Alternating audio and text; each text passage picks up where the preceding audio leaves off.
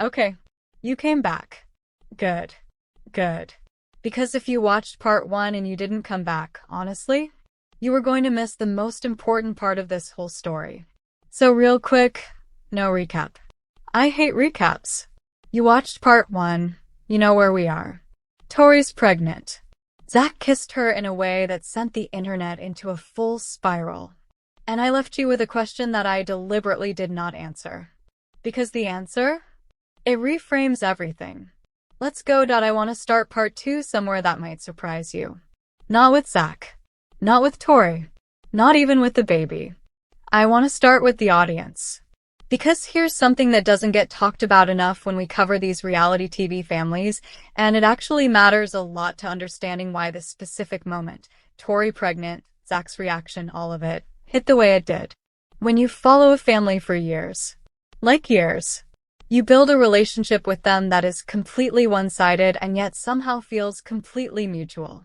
It's weird. It's kind of psychologically interesting, honestly. You know their kids' names. You know which family member they have tension with. You know the inside jokes from 3 seasons ago. You know the things that made them cry. And Tori Roloff has one of the most genuinely devoted audiences I've seen in this space. Not parasocial in a toxic way. I want to be clear about that distinction because it matters. More like a community of people who showed up for her consistently, who felt like she showed up for them back, and who carry that with them every time something new happens in her life. When the farm drama went down and Tori was quietly heartbroken about it, her audience felt that. When Jackson was going through his medical stuff and she was posting updates at 2 in the morning because she couldn't sleep, her audience felt that. When she and Zach were navigating all the complicated family dynamics that come with being part of a reality show where your dad also has a public narrative and sometimes those narratives clash, her audience felt all of it. So when the pregnancy news dropped, it didn't just land as celebrity gossip. It landed like news about someone you know. And that's exactly why Zach's reaction became the thing that people couldn't stop talking about. Alright, let me actually talk about this moment properly, because I feel like in the initial wave of coverage, it kind of became a meme, in the best way. Don't get me wrong, a sweet meme. But in becoming a meme, it lost some of its texture. And the texture is the whole point. So here's what people saw. Tori shares the news. Zach finds out, or rather, the moment of Zach finding out or being seen with Tori in the context of the news is captured. And he kisses her. Now, on the surface, cute, sweet, normal couple behavior. But context.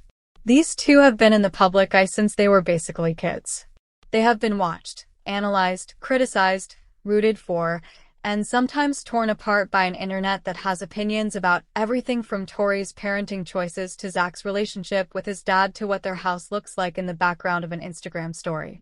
That kind of sustained public scrutiny does something to a couple. Sometimes it pulls them together.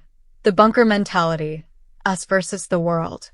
Sometimes it tears them apart because you can't even have an argument without someone screenshotting a facial expression and making it a whole thing. For Zach and Tori, from everything I can observe from the outside, it's mostly done the former. They have this quality, and it's rare, genuinely rare, of seeming to actually like each other. Not just love each other, which is a baseline. Actually like each other. Find each other funny. Be each other's first call. So the kiss. The reason it hit people so hard is because it looked like a man who had been through genuinely hard things.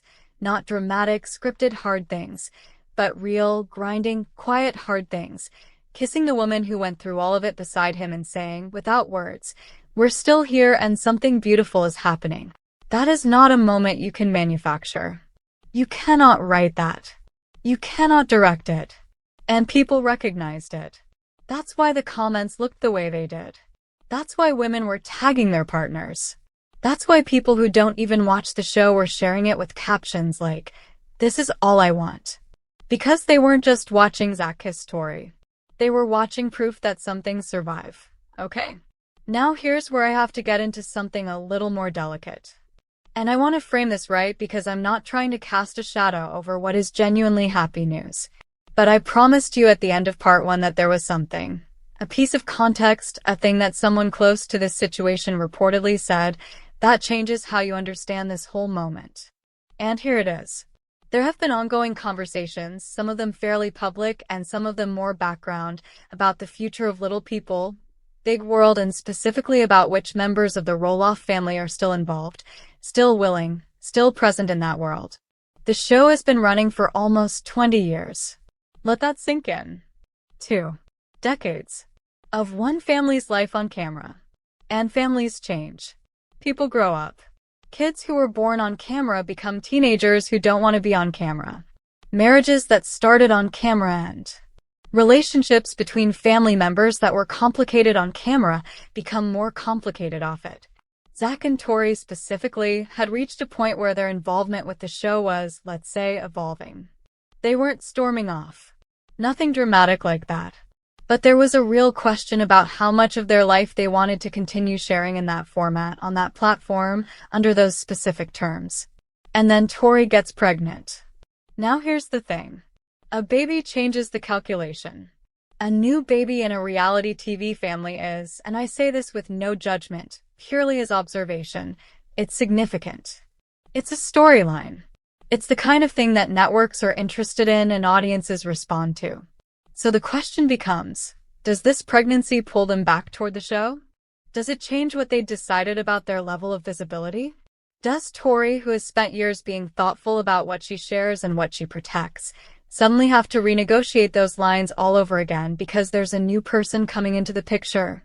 And here's what I was told, again, deliberately vague, not dropping names, but the word that was used to describe the energy around Zack and Tori right now is protective. Not just happy, protective. Like they're building walls even as they're sharing joy. And that tension between wanting to celebrate something beautiful and wanting to shield it from the parts of public life that have not always been kind, that is the actual story underneath the story. But we can't talk about this without talking about the broader Roloff family situation. Because it's not happening in a vacuum.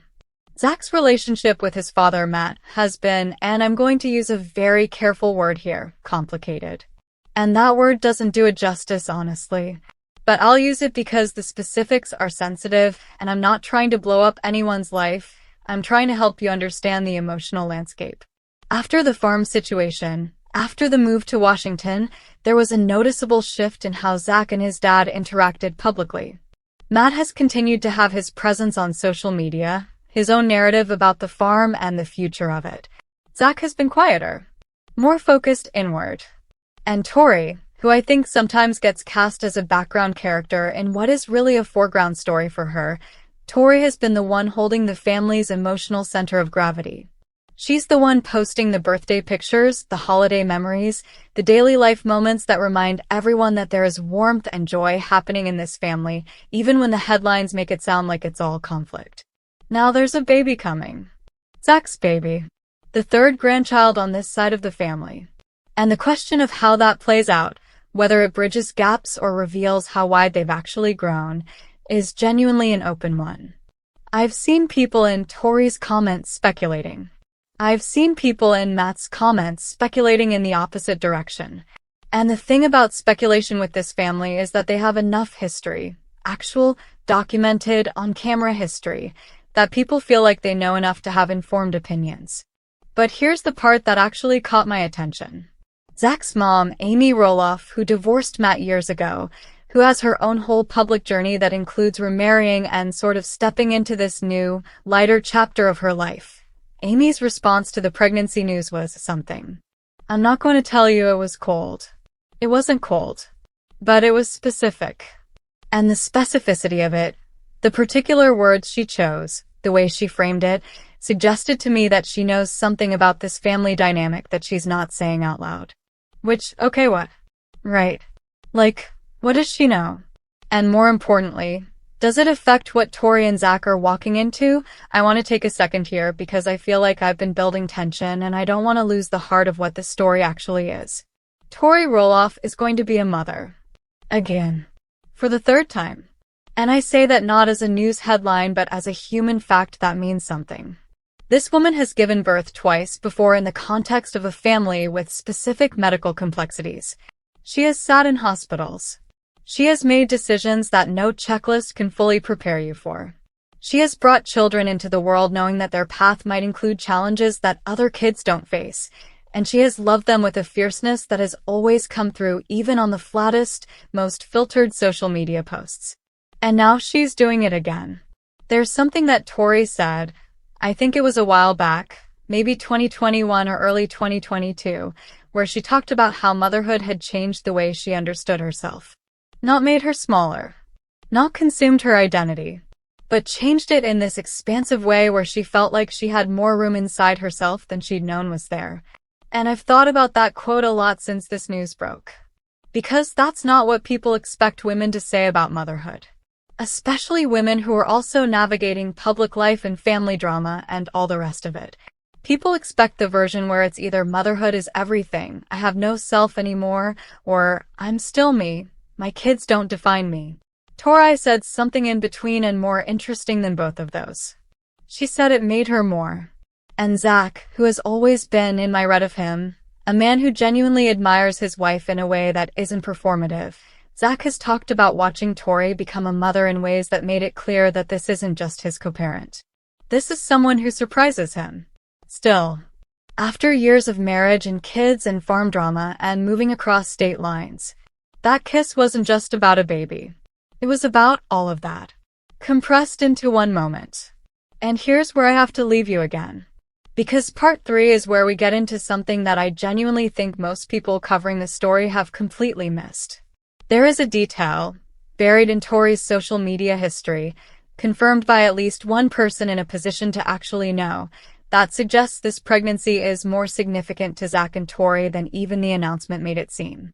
Not in a scary way, but in a way that makes everything, the kiss, the protectiveness, the very specific way they've chosen to share this news, make a completely different kind of sense.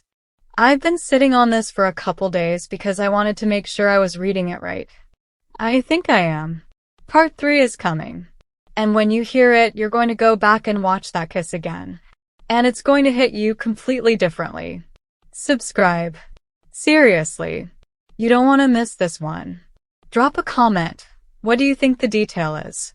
Take a guess. I'm genuinely curious what you're thinking. Because some of you are going to be closer than you think. I'll see you in part 3. You know that feeling when you're reading a book or watching a movie and you get to a certain page, a certain scene, and everything that happened before it suddenly clicks into place? Like you weren't confused before. But now you realize you were only seeing half the picture. That's exactly what happened to me when I found this. I've been covering the Roloff family for a while. I thought I knew the shape of the story. And then I went back through Tori's posts, her interviews, the little side comments she's made in Q&As and stories that most people scroll past, and I found something. Something she said that, on its own, sounds like nothing. But next to everything we've talked about in parts 1 and 2, it changes the whole thing. Let's get into it, okay? So I need to take you back. Not super far back, we're talking maybe a year and a half, 2 years before this pregnancy announcement. Tori did one of those casual Instagram Q&A sessions. You know the ones.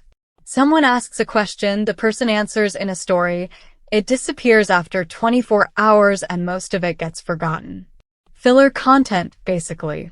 The kind of thing you do when you want to engage your audience without actually committing to a full post. Someone asked her, and I'm paraphrasing because I don't have the exact transcript in front of me, something along the lines of, do you ever think about having more kids? Normal question. She gets it probably all the time. And her answer was, on the surface, pretty normal too. She said something like, we've talked about it. It's something we hold close. We'll see what God has planned. Fine. Sweet. Vague. The kind of answer public figures give when they don't want to actually answer but also don't want to shut the door. But here's the part that I clipped and saved and kind of forgot about until this week. She added one more line after that. Just one. And it was this. She said the next chapter of their family felt like something she could feel coming but couldn't see yet. And okay, in isolation? That's a nice sentence. A little poetic. Moving on. Except, she said that at a point in time when she and Zach were actively navigating the fallout from the farm situation. When they were mid-move. When things with the extended family were tense. when by every external measure, the energy around the Roloffs was heavy and complicated. And she wasn't talking about the farm. She wasn't talking about the move.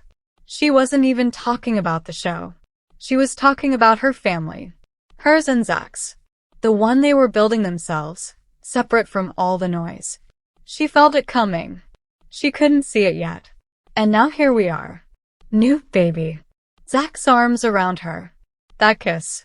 She felt this coming before she knew what it was. And I genuinely believe that Zach did too. We spent a lot of time talking about Tori in this story, and rightfully so, she's extraordinary. But I want to spend a few minutes on Zach specifically, because I feel like he's underrated in the conversation about what makes this family's story worth following. Zack Roloff grew up with a lot of things working against a conventional sense of confidence. He has a condition that the world is not built around. He grew up in the shadow of a very large personality, his dad Matt, who is charismatic and driven, and has always had strong opinions about how things should be done. He grew up on camera, which means his awkward years, his uncertain years, his figuring it out years were all documented and broadcast. And yet, he came out of that as someone who is, from everything I can observe, genuinely secure. Not in a loud, performative way. In a quiet, planted in the ground kind of way.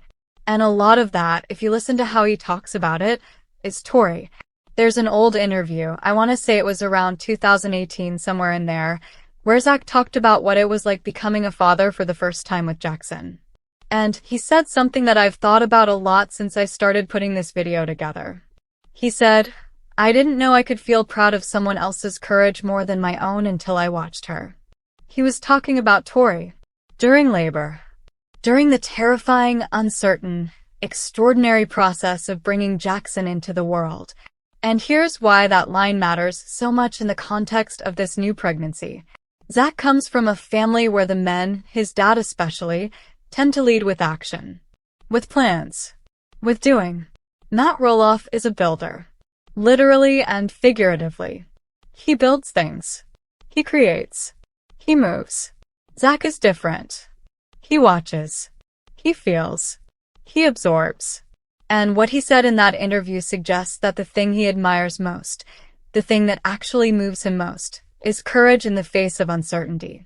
Tori choosing over and over to open herself up to experiences that are unpredictable and demanding and real. And now she's doing it again. Third time. Knowing the terrain in a way she didn't before. Knowing how hard it can be, knowing the specific fears that come with their family's medical history, knowing what it costs emotionally and physically. She's choosing it anyway. And Zach sees that.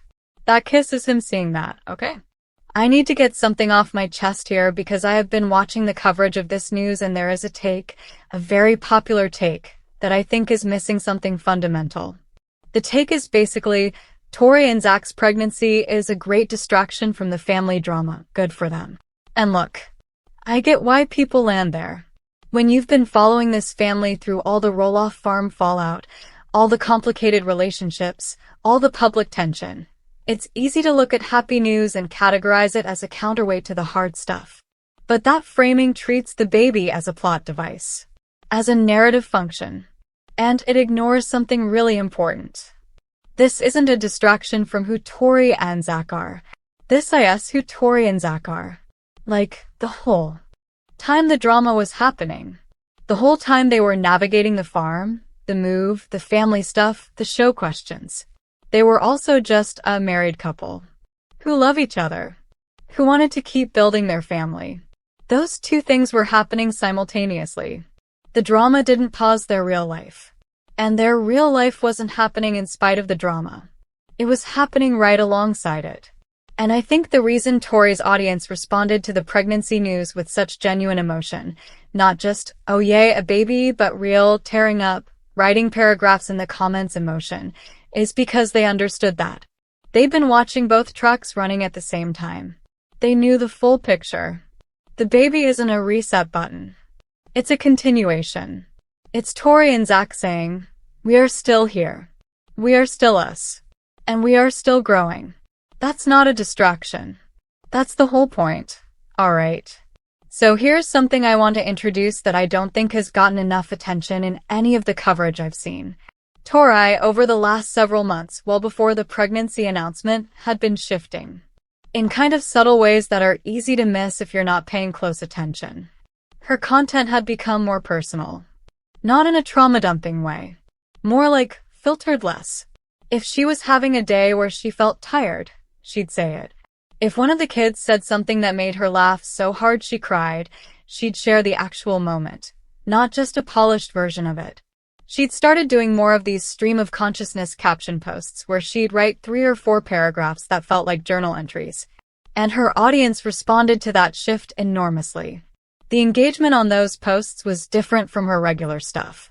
People were leaving comments that were longer, more personal, more like actual conversation. What was driving that shift? Here's my theory. And it's just a theory. I want to be honest about that. I think Tori had been doing a quiet internal reckoning about what she wanted her public presence to actually mean, about who she was outside of the show, outside of the family narrative, outside of the Zack's wife or Jackson's mom or Roloff family member boxes. And I think she was working something out in real time. Through those captions, through that more unfiltered content. She was figuring out who Tori was. Just Tori. And then she got pregnant.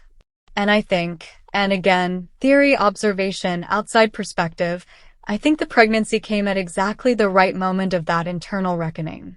Not as an interruption to it. As a kind of answer. Like she'd spent all this time asking, who am I beyond all this? And then this happened and something in her went, oh right. This is also who I am. This is something I want. This is a yes from deep down. And that's what you're seeing in the way she's sharing this news. It's not performative happiness. It's not careful brand management. It's a woman who knows something about herself that she just confirmed. I want to go back to Zack for a second. Because he did something that I think flew under the radar in the noise of the announcement.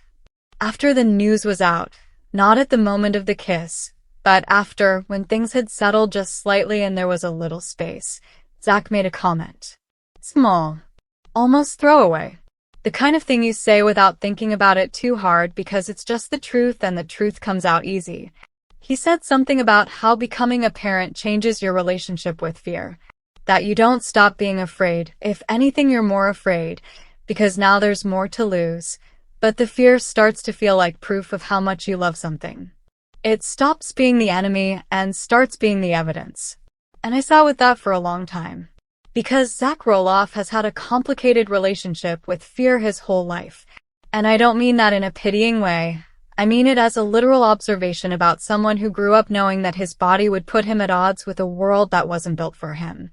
Who grew up watching his parents navigate a marriage that eventually ended. Who watched his relationship with his father become something more fraught and complex than he probably imagined it would be. Fear has been a companion for this man. And here he is saying that it's not the thing standing between him and the life he wants. It's the evidence of it. And look, I don't know Zack Roloff. I've never met him. I'm piecing together a portrait from public statements and observable behavior, and the testimony of people who've watched him longer than I have. But that comment, that specific reframe of fear, sounds like someone who has done some real internal work. Who has had conversations with himself and maybe with Tori and maybe with someone professional about how to carry the weight of being human without letting it crush you. It sounds like growth.